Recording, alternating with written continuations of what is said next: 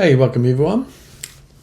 My name is Jeff Asher, and this is my advanced reporting talk for human resource managers, service owners, or anyone else who's interested in knowing about some of the advanced reporting / visualization capabilities available from Xanadu release for ServiceNow.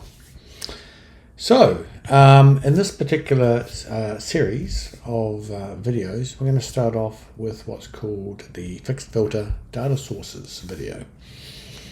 Now, the purpose of this is what if your team is finding it difficult to define the data set for reports? Or for that matter, even you are trying to create a report, define the actual data that you actually want. And after a lot of struggle, you eventually get it, but wouldn't it be nice if you could save that and then reuse that capability later, okay? And for that matter, it may even be possible for you to save those for other people to use as well. So you could define the data set and then multiple people could create reports off that particular data set. Now, there's actually two that we're going to talk about. We're going to start off with the older data sources.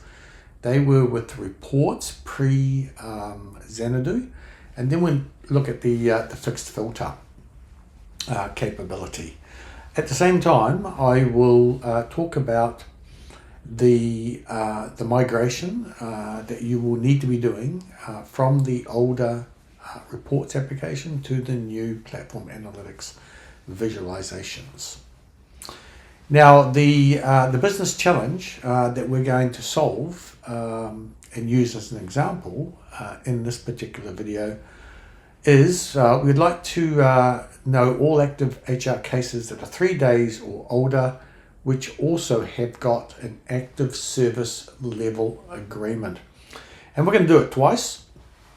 Okay, we'll do it once for the older data sources, and we'll do it once for the newer platform analytics Xanadu fixed filters as well. The second video will be on metrics. So the question is, can I see historical data in a field? And the answer is no, you can't. Once you've changed the value, then all you get to know is when that field became that value, and that's it. However, using metrics, we can. And so we're going to examine that. But metrics can also do something else as well. Metrics can generate data from other data as well. It's got the capability to basically create data that you can use for your reports without having to create a field to hold the data in, and for that matter, even a new logging table, and for that matter, the business rules required to manipulate that data in order to get the resultant data that you're after. So metrics can do two things. So that video will be covering both those capabilities, and the business case that we will be solving will be our human resource manager wants to know what the HR case duration from open to closed is. And there is no field data baseline that actually holds that information. So we're going to need to create a metric to work out case by case what the duration of those HR cases were from open to close.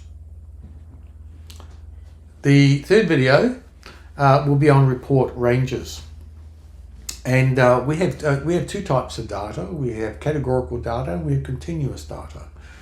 And when we are watching that video, or doing that video, we will look at the two different types of data. But the bottom line is this: if you are grouping by categorical type data, everything's good. You can visualize it with your bar graphs and your pie graphs, and it has a lot of business value built into those. However, if you're grouping by fields that hold continuous data, then you do not get the business value. So to get the business value, if we are having to group by fields that hold continuous data, then we will use these things called report ranges to help us. And the business challenge that we will be solving for that is that the human resource manager has asked for a bar graph showing HR case durations 0 to 1 day, 1 to 5 days, and 5+ days. Okay, fair enough. And the last video will be on database views. Now, you'll see pretty quickly that when you are using the visualization tool, you can actually only select one table to extract your data from. Now, yes, you can dot walk and get data from other related tables from those reference fields, but you are very limited into what data that you can bring back. You can't see everything. And also, if you do use dot walking in reports, not only do you have that limitations, but you also have performance issues as well. Because the data has to be referentially correct, and so the system has to do quite a bit of work to make sure that that is in fact the case. And so, yeah, it's quite a challenge when we want to extract all of the fields from more than one table within one report. And we're going to beat that challenge by using database views. And the business challenge that we have for this particular case is that the human resource manager wants to write reports and have full access between all of the fields on both the HR profile table and the related employee profile table. So they want to be able to extract whatever field value they want from both those tables. Now, bearing in mind that you're not just limited to 2 tables, you can have 3, 4, 5, whatever tables you like. And so, yeah, so that is what these videos are coming up. So you can then pick which video or videos that you want to watch to solve your potential challenges.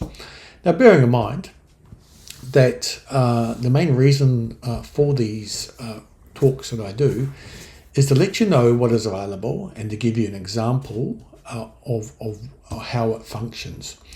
Some of these may require extra skill set. You may need to check our documentation to get the finer details of some of how this works, and in one case at least, in the metrics, you may need to engage someone with some JavaScripting skills in order to get that capability.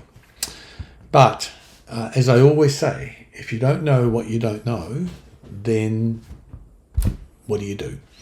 So at the end of the day, you should have a pretty good understanding of the advanced reporting capabilities available from Xanadu from a human resource manager's / service owner's perspective. Thank you.